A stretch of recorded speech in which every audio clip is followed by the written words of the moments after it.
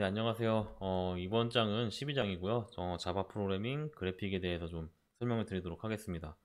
지난 강의 뭐 스윙 컴포넌트에 대해서 좀 배웠죠. 가장 기본적인 컴포넌트 두 개 중에 하나인 스윙 컴포넌트를 배웠고요.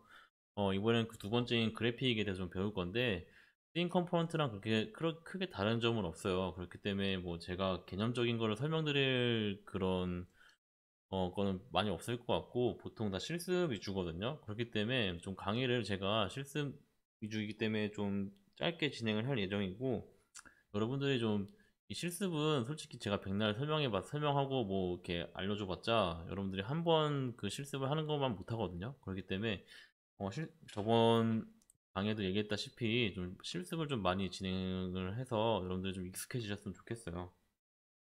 그리고 뭐 그 스윙 컴포넌트 그리기는 이제 페인트 컴포넌트 이용해서 하는데, 뭐 스윙 그리기 철학이 기본 철학이 모든 컴포넌트는 자신의 모양을 스스로 그린다. 그러니까 여러분들이 기본적으로 제공하는 그 컴포넌트들 있잖아요. 걔네들도 어차피 다 그 그려진 걔 상태가 이렇게 원래 그려져 있는 게 아니라 그 페인트를 하면서 그림을 그리는 거거든요.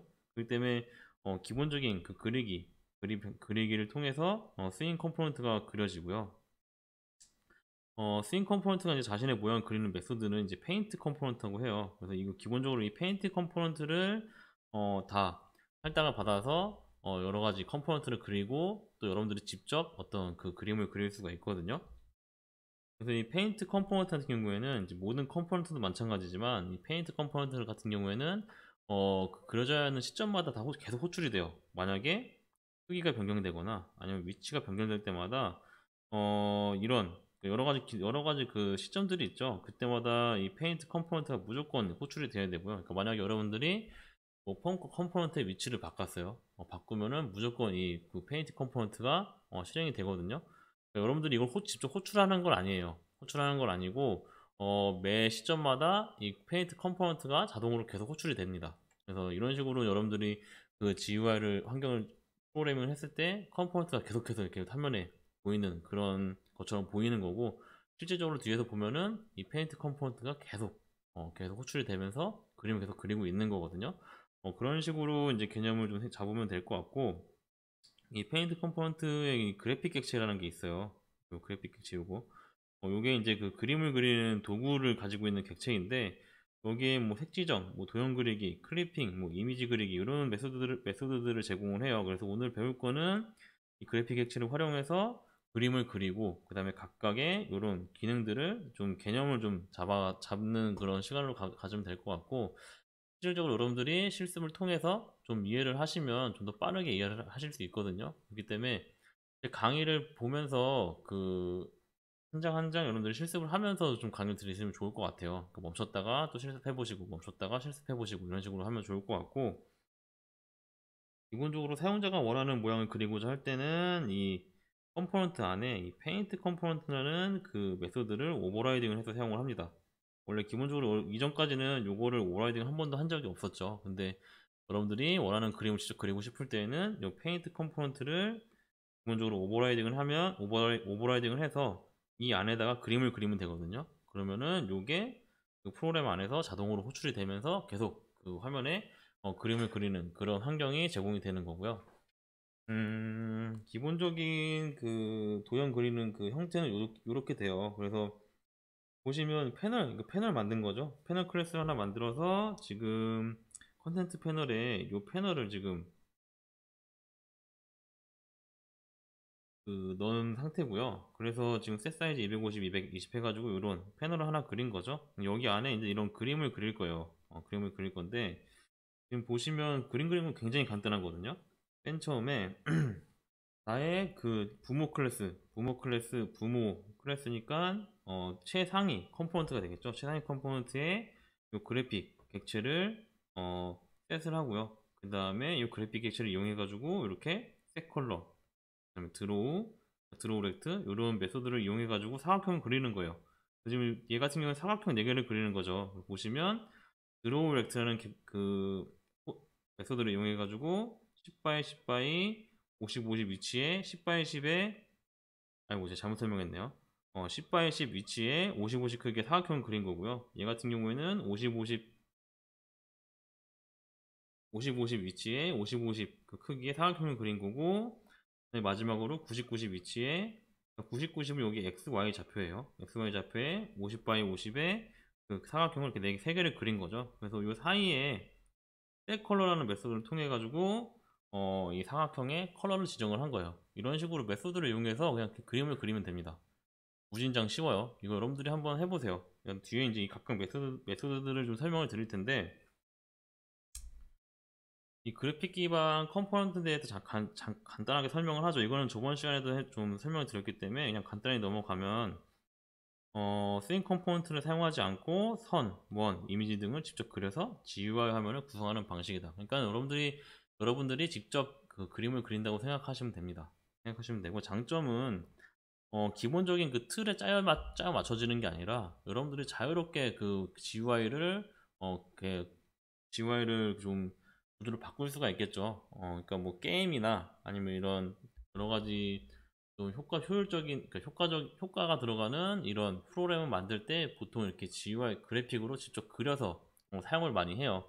게임이 가장 많이 사용을 하겠죠. 기본적으로 여러분들 윈도우용 프로그램 같은 경우에는 그 윈도우 폼 그 틀이 다 있잖아요. 그런데 이런 그거 이외에 여러 가지 그 그래픽 기반의 그 프로그램을 만들고 싶을 때는 이런 그래픽 기반의 GUI를 이용해 가지고 직접 그린다는 거를 좀 아셔야 될 것 같아요. 특히 게임 같은 경우에는 따로 그 그래픽 작업을 통해서 이그 프로그램에 들어갈 모든 그림들을 다 그린 다음에 직접 하나씩 넣어서 사용을 하죠. 이런 식으로 이제 여러분들이 직접 그림을 그리고 싶을 때는 그래픽 기반의 GUI 프로그래밍을 해야 된다는 거를 아시면 될 것 같고, 자기만의 컴포넌트도 만들 수가 있어요. 자기만의 독특한 컴포넌트도 만들 수 있고 여러 가지 장점들이 있어요. 근데 보통 여러분들이 개발할 때는 그 제공되는 컴포넌트, 스윙에서 제공되는 컴포넌트를 이용해 가지고 보통 많이 사용하시면 되고, 이거 스윙에서 제공하는 거 이외에 뭐 다른 걸 만들고 싶다라고 하시면 그래픽 기반 GUI를 통해서 컴포넌트를 만들거나 아니면 게임 만들고 싶다 하면은 게임을 직접 이렇게 만드셔도 됩니다. 그런 식으로 이제 사용할 때 이 그래픽 기반 GUI를 사용하고, 그래픽 좌표 체계는 되게 간단해요. 제일 왼쪽 있죠? 제일 왼쪽 여기. 이렇게 패널이 있으면 여기가 0,0입니다. 0,0. 0,0은 X, Y 좌표를 말하는 거고요. 0,0이면 X 좌표도 0, Y 좌표도 0입니다. 그래서 이렇게 좌표 축이 정해지고요. 이거에 따라서 크기를 정하는 거예요. 뭐 사각형 같은 경우에는 맨 처음에 0 by 0하고 뭐 50 이렇게 하면은 이 뒤가 크기거든요. 그래서 가로축, 세로축, 가로축, 세로축의 크기예요. 이거 50, 여기고 50. 이런 식으로 그 크기가 정해진다는 거. 그래서 그래픽 기능에는 색상 선택, 문자열 출력, 도형 그리기, 도형 칠하기, 이미지 출력, 클리핑 크게 6가지 기능들이 있거든요. 얘네들에 대해서 하나씩 좀 어떤 그 메소드를 쓰는지만 좀 알려드릴게요. 그래서 실습 여러분들이 직접 하시면 될 것 같고, 문자열 그리는 방법은 이 드로우 스트링이라는 메소드를 쓰시면 됩니다. 그래서 여기에 그 생성 들어갈 문자를 쓰시면 되고요. 여기가 XY 좌표예요. 그래서 현재 색깔, 현재 폰트로 출력을 하는 건데, 보시면 똑같은데 여기 마인 패널 안에 그 그래픽 G점하고 드로우 스트링 해가지고 잡아는 재밌다. 얼마나 하늘만큼 땅만큼 해가지고 30 by 30 위치랑 60 by 60 위치에 이렇게 그림을 그리죠. 근데 그 뭐지? 일반적인 그림과는 다르게 텍스트는 그 축이 왼쪽 아래에요. 요거만 좀 알고 계시면 될 것 같고, 그 다음으로 이제 컬러랑 폰트인데, 이제 이 컬러 같은 경우에는 글자뿐만 아니라 모든 그 그래픽 그 객체들의 색깔을 바꿀 수 있는 거거든요. 그래서 하나의 색을 표현하는 클래스예요. 그래서 RGB, 그러니까 레드, 그린, 블루의 3성분으로 구성이 되고 각 성분의 크기는 0부터 255까지입니다. 그래서 0은 하얀색이고요. 255는 그러니까 만약에 레드라고 치면은 레드의 0 값은 흰색이에요. 그리고 255는 완전 레드색이죠. 이렇게 해가지고 색깔의 그 뭐라 해야 되지? 채도라 그래야 되나? 명도죠. 명도를 통해서 이 색깔의 그 밝기를 조절하는 그런 걸 통해서 이제 성분을 섞어서 어떤 색을 표현할 수 있고요. 이거는 그 조명, 색의 3요소를 섞는다고 보시면 되고요. 그 다음에 행성자 같은 경우에는 이 컬러라는 행성자를 써가지고 이렇게 RGB 값을 넣는 거예요. 그래서 만약에 내가 빨간색을 넣고 싶다 라고 하면은 빨간색에만 255 하고 뒤에는 빵빵 하면은 완전 빨간색이 나오는 거고요. 25, 25, 25 하면 어떻게 돼요? 25, 25, 25 하면은 만약에 조명을 3개, RGB를 3개 다 섞으면 얘네가 흰색이 됐었나? 기억이 안 나네. 아마 네, 흰색이었을 것 같아요. 제가 아까 잘못 얘기한 것 같은데 0이면은 검정색이라고 했나요, 제가? 0이면 검정색이 되고요. 이 세 개가 다 같이 205, 25, 25면은 이제 빛의 3요소거든요. 빛을 이렇게 세 개를 RGB를 동시에 쬐면은 요 25, 25 가운데 값은 흰색이 나와요. 그래서 255, 255, 255 하면 흰색이 되고 각각의 그 값들, 그 컬러들을 쓰고 싶을 때는 각각의 컬러만 이렇게 250을 주시면 되고요. 얘네들을 섞어서 쓰시면 되고 이 값들은 인터넷 검색하면 많이 나오거든요. 그러니까 RGB라고 검색을 하면은 대충 어떤 값을 넣으면 어떤 색이 나오는지 표들이 나오니까 이 표를 보고 참조하셔서 여러분들이 그 색깔을 쓰시면 됩니다. 그래서 그렇게 하면 되고 보통 요런 16진스 값으로 표현할 수 있는 어떤 정보들이 제공이 돼요. 그러니까 그런 것들 여러분들이 찾아보시면 될 것 같고 다른 방법 같은 경우에는 이 컬러라는 객체에 이렇게 이미 컬러라는 객체에 이런 식으로 정의를 해주거든요. 그러니까 제가 한번 화면을 보여드리면 보시면 여기 색 컬러가 있죠. 색 컬러가 있는데 여기에 이 컬러하고 컬러에서 점을 누르면 여기에 뭐 그린, 뭐 라이트 그레이, 마젠타 뭐 이런 식으로 옐로우, 블랙 이런 식으로 정해져 있는 색깔들을 이렇게 표현을 해줘요. 그렇기 때문에 이걸로 여러분들이 직접 그냥 이런 쓰여져 있는 인화음 객체들을 이용해 가지고 그냥 색깔을 표현을 할 수도 있습니다. 그러니까 여러분들이 인터넷에 직접 찾아가지고 그 값들을 써주던지 아니면 여기서 정해져 있는 이런 인원 값들을 이용해 가지고 색깔을 정하던지 여러분들이 이건 선택을 하시면 될 것 같고요. 이런 식으로 선택을 하시면 되니까 여러분들이 그 기호에 맞게 쓰시면 될 것 같아요. 그래서 쓰는 방법은 되게 간단하거든요.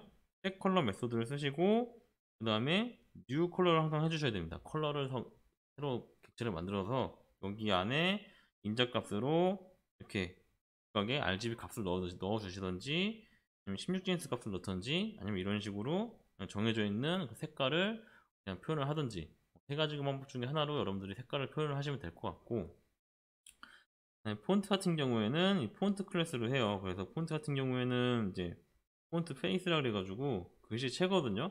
이 글씨체도 여러분들이 그 보통 여러분들 만약 윈도우 OS를 쓰면은 윈도우에서 제공하는 모든 폰트를 다 적용할 수가 있습니다. 폰트 같은 경우에 여러분들이 윈도우 키 눌러서 글씨체 아니면 폰트라고 치시면 그 폰트 목록들이 쫙 뜨거든요. 거기서 원하는 폰트 이름을 그냥 여기다 써주시면 되고요. 위에는 스타일 같은 경우에는 뭐 이탈릭체로 할 건지 진하게 할 건지 이런 것들을 지정해 줄 수 있고 뒤에는 사이즈예요, 크기. 그래서 그 스타일 같은 경우에는 폰트라는 격체에 점 눌러보면 볼드나 이탈릭, 플레인 같이 이렇게 여러분들 선택할 수 있는 스타일을 선택할 수 있고요. 폰트 같은 경우에는 여러분들 아까 설명드렸죠. 그 윈도우에서 찾아보시거나 아니면은 뭐 인터넷 찾아서 각각 글씨체들을 직접 써주시면 됩니다. 보통 글씨체 같은 경우에는 여러분들이 특별한 경우가 아닌 이상 웬만하면 건들진 않기 때문에 쓸 일이 있을까 모르겠는데 보통 이게 크기 설정할 때 많이 쓴다는 걸 알고 계시면 될 것 같고 그래서 셋 폰트를 이용해 가지고 이 폰트 객체를 일단 넣어주시면 돼요. 넣어주시면 되고 이렇게 셋 폰트 쓰시거나 셋 폰트하고 뷰하고 폰트 한 다음에 뭐 값을 넣어주시면 되겠죠. 이 안에다가 이런 식으로 여러분들이 폰트를 설정할 수 있습니다. 이거 같은 경우에는 폰트를 설정하고 그 다음에 컬러를 설정한 다음에 그 글씨를 그리는 그런 그 예제를 보여드리는 거죠. 보여주는 거기 때문에 한번 해보시면 될 거고 요 예제를 해보시면 여러분들이 금방 이해를 하실 거예요. 요 예제 한번 쭉 따라해 보시고 어떤 게 좀 어려운지 한번 보세요. 근데 그렇게 어려운 게 없기 때문에 한 번씩 쭉 따라해 보시면 될 것 같습니다. 뭐 컬러를 바꾸거나 아니면 폰트를 바꾸거나 이런 식으로 이거 같은 경우에는 방법문을 통해 가지고 폰트 크기를 계속 증가시키죠. 크기만 계속 증가시키는 것도 할 수 있고, 이런 식으로 폰트를 조절할 수 있기 때문에 예제를 한번 해보세요. 한번 해보시면 좋을 것 같습니다. 그 다음에 이제 도형 그리기인데, 도형 그리기 같은 경우에는 선이나 타원, 아니면 사각형, 아니면 둥근 모서리 사각형, 원호, 해사각형 이런 것들을 그릴 수가 있어요. 그래서 선 같은 경우에는 드로우 라인, 그 다음에 타원 같은 경우는 드로우 오벌, 그 다음에 사각형은 드로우 렉트, 그 다음에 둥근 모서리 있죠? 이렇게 둥근 모서리 사각형 그릴 때는 드로우 라운드 렉트. 그런 식으로 이 메소드가 요거 외에도 굉장히 많거든요. 근데 이거는 여러분들이 그냥 찾아서 하시면 돼요. 그러니까 여러분들이 원하는 그 사각형이 있을 수 있기 때문에 거기 일단 있는지 한번 찾아보시고요. 없을 때는 직접 그리셔야 되지만 웬만한 여러분들이 원하는 것들은 다 있거든요. 이기 때문에 사각형 보통 이게 다긴 해요. 다긴 한데 이런 식으로 그 선이나 사각형 이게 다긴 한데 그릴 수가 있고 각각의 메소드를 활용해서 하시면 되거든요. 그래서 맨 처음 드로우 라인 같은 경우에는 처음에 XY 1번이 있고 XY 2번이 있어요. 그러면은 XY 좌표에서 두 번째 XY 좌표까지 선을 그리는 거예요. 내가 만약에 0,0하고 그 다음에 2,1을 했다. 그러면은 0,0을 점 찍고 2,2 점 찍은 다음에 선을 그리는 거예요. 드로우 오버는 뭐냐면 그 XY 좌표에 WH 크기의 사각형 타원을 그리는 거죠. 타원을 그리는 거고, 그러니까 이렇게 사각형을 그린 다음에 이렇게 타원을 그리는 거예요. 그리는 거고, 렉트 같은 경우에는 똑같이 XY 좌표에 요 크기의 사각형을 그리는 거고, 라운드 렉트도 똑같죠. 똑같고, 요 아크 위스랑 아크 하이트가 있어요. 그러니까 모서리 원의 수평 반지름, 수직 반지름을 여러분들 정할 수 있는 거예요. 이게 크면 클수록 모서리 원이 좀 더 라운드해지겠죠. 여기는 원이 될 수도 있는 거고요. 이런 식으로 여러분들이 그 메소드를 사용해 가지고 선도 그릴 수가 있고요. 한 번씩 해보세요. 이거 그냥 기존에 썼던 그 이전에 폰트 설정했던 그 예제에 그냥 바꿔서 이렇게 요거만 바꾸면 되거든요. 요거만 바꿔서 그리면 되니까 한번 그려보시는 게 확실히 이가 잘 되실 거예요. 한번 그려보시면 될 것 같고, 그 다음에 뭐 요거 같은 경우에는 이제 오버럴 같은 경우에는 타원 그리는 거고요. 이런 식으로 20 x 20 위치에 80 x 80의 사각형을 그린 다음에 여기에 이제 타원 이렇게 원을 그리는 거예요. 그래서 만약에 여러분들이 그 이 사각형의 그 가로 세로 크기를 동일하게 해놓는다면 정확한 원이 되겠죠. 얘를 좀 되게 길게 잡으면은 타원이 되는 거고요. 이런 식으로 해서 원을 그릴 수 있는 거고, 사각형은 드로우 렉트고요. 그 다음에 모서리가 둥근 사각형은 이렇게 드로우 라운드 렉트로 그릴 수 있으니까 이걸 한 번씩 그려보세요. 메소드를 이용해 가지고 그려보시면 훨씬 더 여러분들이 이해하시기 편하니까 한 번씩 그려보시는 걸 좀 추천드리고요. 그 다음에 이제 원이랑 패다각형 그리는 그래픽 메소드예요. 그래서 보시면 원 같은 경우에는 드로우 아크라는 메소드로 그리고요. 그 다음에 다각형 같은 경우에는 드로우 폴리곤이라는 그 메소드를 사용하거든요. 얘가 조금 헷갈릴 수도 있습니다. 그래서 보시면 원은 XY 좌표, 이거 XY 좌표는 뭐 아시겠죠? 그 다음에 WH는 대접하는 원호의 크기예요. 크기고 요게 좀 중요한데 스타트 앵글이랑 아크 앵글이 있거든요. 이게 뭐냐면 시작하는 각도랑 그 돌리는 각도예요. 그래서 뭐냐면 이 원 같은 경우에는 그 일단 이렇게 WH 크기에 내접하는 요 사각형 안에서 원을 그리기 시작하는데 원은 세시 방향이 0도 기점이에요. 여기가 0도예요. 0도. 그래서 요 세시 방향 요거 있죠. 여기서부터 시작하는 건데 요 스타트 앵글은 요 시작하는 그 원을 그리기 시작하는 각도거든요. 만약에 스타트 앵글을 0으로 하면은 여기부터 시작을 합니다. 만약에 그 스타트 앵글을 90으로 하면 어떻게 될까요? 90. 우리 보통 양수면은 시계 방향을 생각하잖아요. 근데 얘 같은 경우에는 양수 90이면은 반시계 방향이에요. 그렇기 때문에 스타트 앵글을 90으로 해놓으면은 여기 이 0도에서 90도 방향. 그러니까 여기가 스타트 지점이 되는 거고요.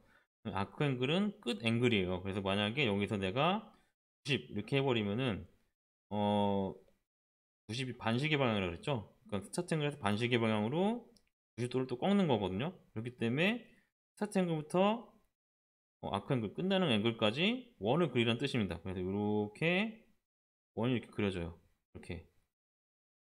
이렇게만 그려지는 거예요. 나머지 잘 그려보면 그런 사각형에 여기 0부터 시작을 하는데 스타트 앵글이 90이기 때문에 여기서부터 시작을 하는 거고요. 그 다음에 90만큼 양수 90만큼 돌려서 원을 그리라는 뜻이기 때문에 이렇게 그려서 90만큼 가고요. 그 다음에 여기 간 부분을 이렇게 도만큼 원을 그리는 겁니다. 만약에 내가 이 아크 앵글을 270도로 하면 어떻게 될까요? 그러면 90도, 90도, 90도 이렇게 해가지고 이렇게 약간 한쪽이 없는 이런 원이 그려지겠죠. 원 그리는 거는 좀 약간 헷갈릴 수도 있어요. 그래서 여기서 만약 여러분들 시계 방향으로 돌리고 싶으면 각도들을 다 90으로 해줘야 된다는 거 좀 명심을 하셔야 됩니다. 그래서 이 예제가 방금 제가 설명한 예제인데 20 바이 100의 위치에 80 바이 80의 사각형을 그리는 거예요. 사각형 안에서 이제 원을 그리기 시작하는데 시작 위치가 뭐예요? 90도죠, 90도. 90도이기 때문에 0도에서 반시계 방향으로 여기가 스타트 앵글이 되는 거고요. 그 다음에 270도만큼 돌려서 원을 그려라고 했기 때문에 다시 반시계 방향으로 270도만큼 돌려서 이렇게 원을 그리는 거죠. 이해하면 좀 쉬워요. 요거를 여러분들이 이렇게도 한번 그려보고 여러분들이 한번 숫자를 바꿔가면서 한번 그려보세요. 그려보시면 될 것 같고 다각형은 더 쉬운데 여기에 XY 좌표 들어가고요. 시작점이 들어가고 그 다음에 시작점이래요. XY에 좌표값이 들어가거든요. 이게 이렇게 리스트 형태, 그러니까 배열 형태로 들어가요. 배열 형태로 들어가고 요 맨 끝이 배열의 개수를 표시하면 되거든요. 그래서 여기 들어간 XY 좌표 하나하나를 점으로 계산해서 그리는 거예요. 그래서 80 바이 400, 40 바이 120, 80 바이 200, 120 바이 120 이렇게 여러분들이 입력한 그 배열에 따라서 좌표를 찍고요. 이 숫자만큼 얘를 찍는 거예요. 만약에 여기를 3으로 해놨으면은 뭐 배열은 4개지만 3으로 해놨으면 3개밖에 안 그리는 겁니다. 이렇게 여기는 안 그려요. 이런 식으로 폴리곤을 이용해 가지고 다각형도 그릴 수가 있습니다. 그러니까 다각형은 XY 좌표를 리스트로 집어넣으면 그 리스트 순서대로 그림을 그리기 시작하고 그 개수는 요걸 이용해 가지고 한다는 거. 요거만 좀 기억하시면 될 것 같으니까 이 정도만 하시면 그 도형 그리는 거 그렇게 어렵지 않게 그릴 수 있거든요. 일단 잘 하시면 될 것 같고 도형 칠하기예요. 도형 칠하기 같은 경우에는 그 도형 내부를 칠하는 기능이거든요. 그래서 칠하기 메소드는 이렇게 fill over, fill left, fill round left, arc, 뭐 폴리곤 이렇게 해가지고 똑같은 거의 비슷한 함수인데 메소드인데 앞에 fill만 붙었죠. fill만 붙어서 이렇게 색칠되어 있는 이런 도형들을 그릴 수가 있습니다. 이것도 이제 fill만 붙이면 되니까 한번 쓰는 방법은 똑같아요. 똑같으니까 한번 그려보시면 될 것 같아요. 그러니까 이런 거 같은 경우에는 선을 그리는 거였는데 얘는 채우는 거죠. 채우는 거니까 한번 이것도 해보시면 될 것 같고 스윙에서 이제 이미지를 그리는 방법인데 크게 두 가지가 있어요. JLabel 컴포넌트 이용해 가지고 이미지 그리는 방법 이거는 저번에 해봤죠.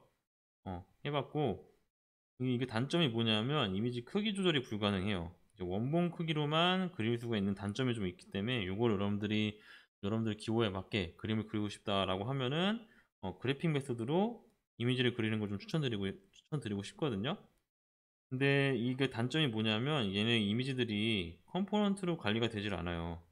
그래서 그 뭐 이미지를 클릭한다고 해서 뭐 이미지 이벤트가 발생하지 않기 때문에 요런 것들을 잘 활용을 해서 뭐 컴포넌트용 이미지를 만들고 싶으면 여러분 직접 만들어 사용을 하셔야 되고요. 그래서 요 그래픽으로 그림 그리는 방법, 그림을 불러와서 이미지를 불러와서 그리는 방법을 좀 설명을 드리면 요 메소드를 사용하면 됩니다. 드로우 이미지 메소드를 그냥 사용하면 되는데 뭐 원본 크기로 그리기, 크기 조절해서 그리기, 일부분을 크기 조절해서 그리기 이런 것들이 있어요. 그래서 처음 뭐 원본 이미지 그리기를 보시면 이미지 불러올 이미지를 이제 여기다 객체를 넣고 XY 축, 그 다음에 뭐 백그라운드 컬러도 지정해 줄 수 있고요. 뭐 크기 조절하는 거는 이렇게 사이에 위스랑 하이트가 들어가죠. 일부분을 크기 조절해서 그리는 거는 이거는 좀 나중에 뒤에서 설명을 드릴 것 같고, 요 뒤에 보면 이미지 옵저버라고 있죠. 이게 뭐냐면 여기 설명이 있긴 한데, 그 이미지 같은 경우에는 이제 그림을 그릴 때 뭐 이미지 크기가 크거나 사이즈가 크거나 좀 해상도가 큰 이미지들은 좀 오래 걸릴 수 있거든요. 그래서 얘네들이 다 그려졌는지 안 그려졌는지 그런 것들을 뭔가 확인할 수 있는 그런 객체들이 확인할 수 있는 뭔 수단이 필요해요. 그래서 그 확인할 수 있는 수단이 이 옵저버 객체고요. 이미지가 다 불러오면은 보통 경우는 디스를 이제 그 옵저버 객체로 주고요. 만약에 이미지 이미지가 다 불러오지 않았을 때는 이 널 값을 줘가지고 이미지가 다 불러졌는지 안 불러졌는지를 좀 통보를 해줄 수 있습니다. 그래서 이걸 통해서 뭐 이미지가 다 로드가 됐을 때만 이미지를 그리거나 이렇게 할 수 있거든요. 요거는 참고하시면 될 것 같고, 기본적으로 사용을 하시면 돼요. 사용하시면 되고, 샘플 코드를 보면 그 맨 처음 이미지 로딩은 이미지 아이콘을 통해 가지고 이미지 로딩을 합니다. 그래서 그 이미지 아이콘에 get 이미지라는 객체를 통해 가지고 메소드를 통해서 그 이미지 객체를 하나 만들고요. 그 다음에 이 이미지 객체를 이제 드로우 이미지로 이제 그리는 거예요. 그래서 드로우 이미지에서 이미지, 그 다음에 위치, 그 다음에 디스 이런 식으로 어 자기 자신 자기 자신 컴포넌트를 이렇게 넣어주면은 그냥 고정 크기인 원본 이미지를 출력하게 되고요. 만약에 100 x 100 크기로 조절해서 그리고 싶다 라고 하면은 이렇게 뒤에다가 100 이런 식으로 크기 값을 넣어주면은 그 크기대로 이미지가 그려지거든요. 여러분들이 직접 해서 보셔야 돼요. 보시는 게 더 확실하게 확인할 수 있는 방법이고, 한 번씩 해보세요.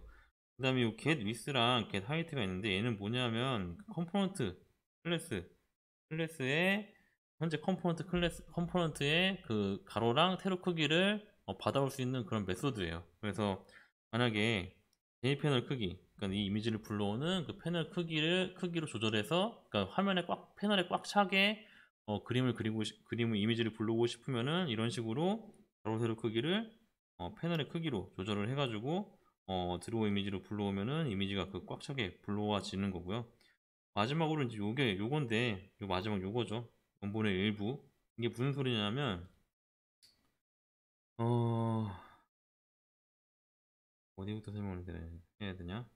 여기 보시면, 요 SX1이랑 SX1이랑 SY1, 그 다음에 SX2, SY2가 있어요. 그러니까 이게 뭐냐면, 원본 이미지에서 어느 부분을 떼어내겠다는 뜻이거든요. 만약에 내가 그 SX1, SY1, X2, SY1, SY2를 뭐 5x5 하고, 그 다음에 0x0 하고 5x5를 했어요. 그러면은 0x0에서 5x5까지 요만큼을 이 원본 그림에서 요만큼만 떼서 내가 출력을 하겠다는 얘기입니다. 이해되시죠? 그래서 이렇게 떼어낸 이미지를 요 데스티네이션 좌표에다가 그리겠다는 뜻이에요. 요걸 이따가 예제를 보면 알 수 있을 텐데, 맨 처음에 이미지 그리는 방법은 이제 기본적으로 그리는 방법은 이렇게 그린다고 했죠. 원본 이미지 그냥 그리면 되는 거고, 그 다음에 크기를 조절해서 할 수 있어요. 그래서 뭐 이거 같은 경우에는 지금 패널의 크기만큼 이미지를 늘렸다 줄였다 하는 거죠. 그래서 패널 사이즈를 바꿔가면서 이렇게 바꿔가면서 이미지를 한번 출력해 보는 거거든요. 그래서 이런 식으로 이제 이미지 출력하면 되고, 이거 같은 경우에는 이제 일부분만 크기 조절해서 자른 건데, 맨 처음에 100x50, 200x200, 100x50, 200x200에 그만큼의 사진을 떼가지고 20x20, 250x100 좌표에 20x20, 250x100 좌표에 이런 크기로 떼어낸 이미지를 여기다 넣는다는 뜻이에요. 이렇게 그림으로 보면 굳이 쉽게 알 수가 있겠죠? 그러니까 이런 식으로 그려지니까 여러분들이 한번 이 예제를 직접 해보시는 게 훨씬 빠르거든요. 한 번씩 예제를 해보시면 좋을 것 같아요. 그 다음으로 이제 클리핑이라는 게 있는데, 클리핑은 뭐 크롭이랑 비슷하다고 보시면 되거든요. 그래서 이제 클리핑 영역에서만 그래픽이 그려지도록 하는 기능이에요. 그러니까 뭐 클리핑 영역은 이제 하나의 사각형 영역이긴 한데, 이 영역에서만 그림, 그러니까 막 이렇게 여러분들이 그림을 이렇게 패널을 이미지를 하나 불러왔는데, 클리핑 영역을 이렇게 딱 정해 놓으면은 이 영역에서밖에 이 이미지가, 그러니까 그래픽이 보이지가 않습니다. 그래서 클리핑 작동하는 그 기능은 이제 모든 그 그래픽에서 다 작동이 되고요. 그래서 뭐 쓰는 방법은 set clipping이라는 요 함수를, 그 메소드를 이용해 가지고 하는데, XY 위치에서 요 크기만큼 클리핑을 하겠다라고 정해놓는 거거든요. 그래서 만약에 내가 큰 영역에서 요 클리핑 영역을 XY 영역에서 이만큼만 이렇게 클리핑을 하겠다라고 해주시면 전체 그림에서 이만큼밖에 표현이 안 되는 거예요.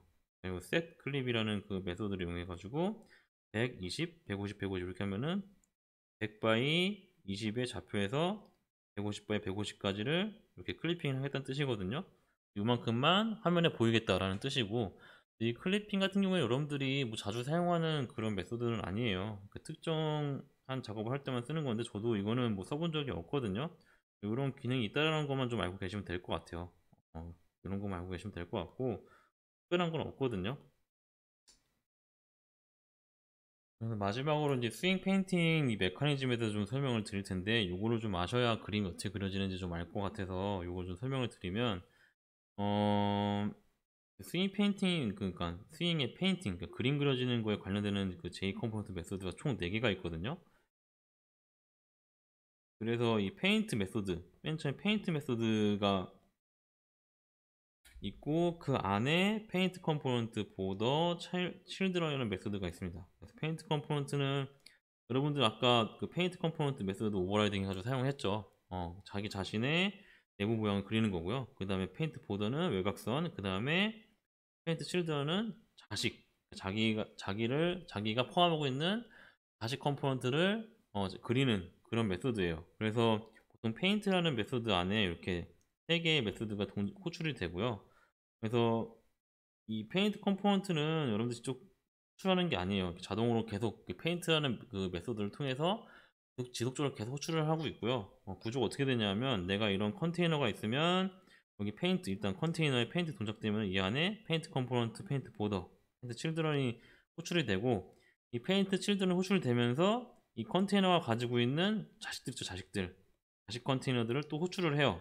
호출해서 자식 컨테이너에 페인트들을 호출하면 또 여기 안에서 또 이렇게 똑같은 메소드들을 호출을 하겠죠. 그래서 이 자식 컨테이너가 가지고 있는 또 칠드런 자식들을 이렇게 호출을 해가지고 자식 컴포넌트들의 페인트를 또 동작을 시키고, 이런 식으로 계속 이렇게 이런 식으로 계속 자식의 페인트 메소드를 호출을 쭉 하는 거예요, 순차적으로. 그래서 전체 전체 그 프레임에 그림이 다시 다 그려지도록 하는 그 역할을 하는 게 이 스윙 컴포넌트 역할, 그 페인트의 역할이고요. 이 페인트를 하지 않으면, 페인트 메소드가 호출되지 않으면 전혀 그림이 그려지지가 않거든요. 이 페인트라는 메소드는 여러분들이 프레임을 만들 때 자동으로 이제 호출되는 그런 메소드고요. 여러분들이 페인팅을 다시 해야 되는 그런 그 경우가 발생할 수가 있어요. 그게 뭐냐 하면, 여러분들이 뭐 컴포넌트의 위치를 바꾸거나 아니면 그림을 새로 그리거나, 이런 뭐 프로그램 안에서 뭐 그림을 새로 그리거나 이런 거 할 때 어, 그 바로 적용이 안 되거든요. 이 페인트라는 그 메소드를 호출을 하셔야 다시 그림이 그려지기 때문에, 여러분들이 만약 프로그램 안에서 어떤 그 컴포넌트나 아니면은 그 실시간으로 어떤 그 도형을 그리거나 아니면은 어떤 그 컴포넌트를 다시 생성을 할 때, 요 리페인트라는 메소드를 호출을 해줘야 됩니다. 그러니까 이게 뭐냐면, 그 지금 당장 모든 컴포넌트를, 그러니까 그 그래픽을 포함한 모든 컴포넌트를 다시 그리도록 지시를 해요. 여러분들이 만약에 어떤 경우냐면, 이거 같이 이미지를 불러오는 프로그램 하나 만들었어요. 얘 같은 경우는 뭐예요? 생성자 이렇게 나온 거잖아요. 그러니까 이 프로그램이 생성될 때 그림을 딱 그린 거예요. 이게 페인트라는 함수가, 메소드가 다 호출이 된 거거든요.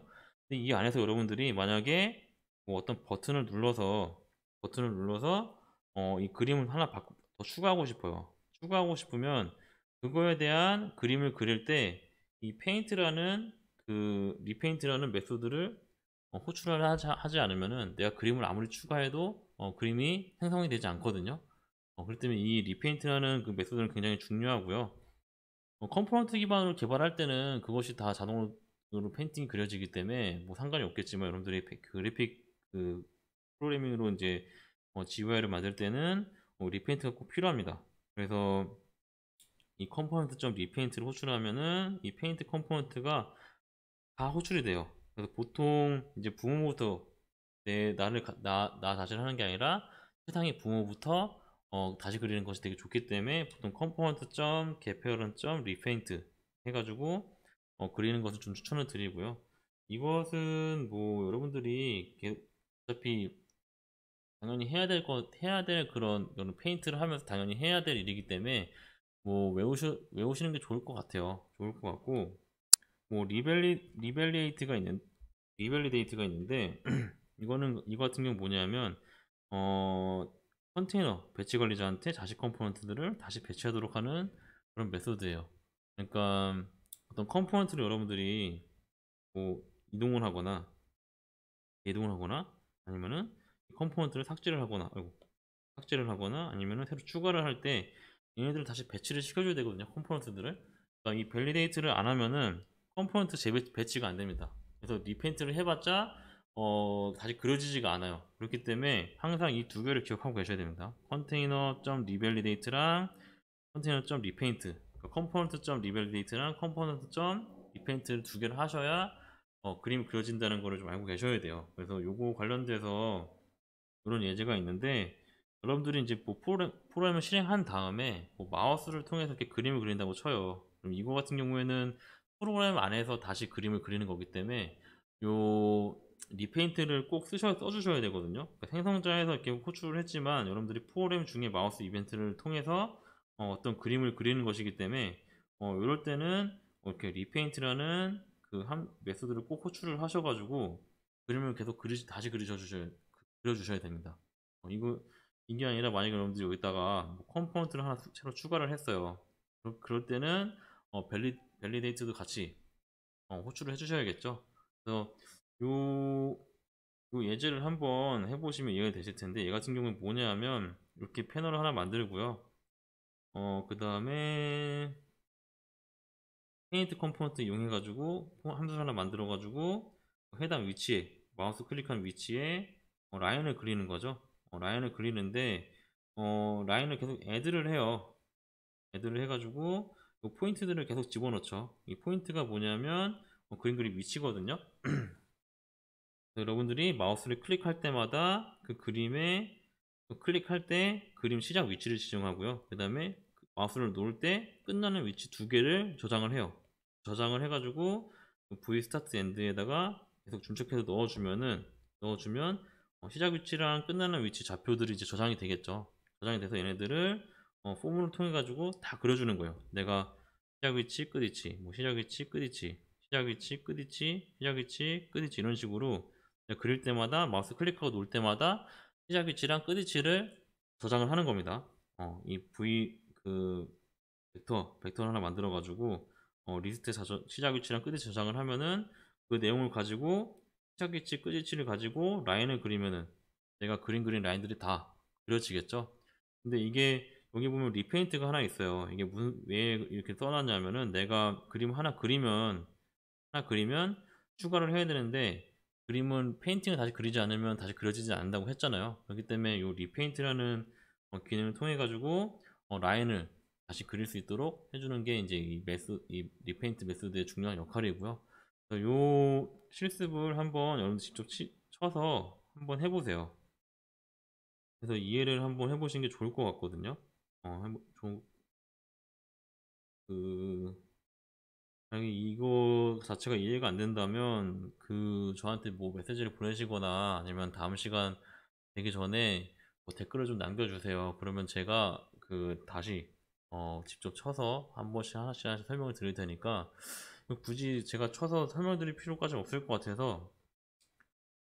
네, 그래서 여기까지가 GUI 기반의 그 프로그래밍 마지막, 그러니까 그래픽 기반의 GUI 프로그래밍 마지막이고요.